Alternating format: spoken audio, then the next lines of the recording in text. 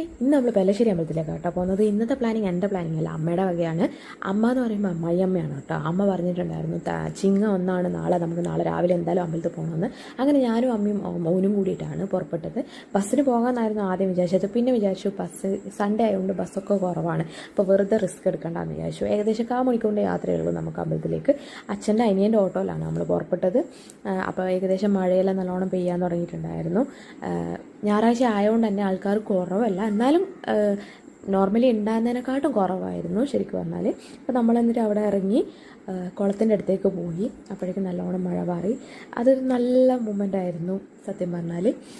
നല്ല മഴ, കുളം, അമ്പല ദർശനം സൂപ്പറാണ് കേട്ടോ.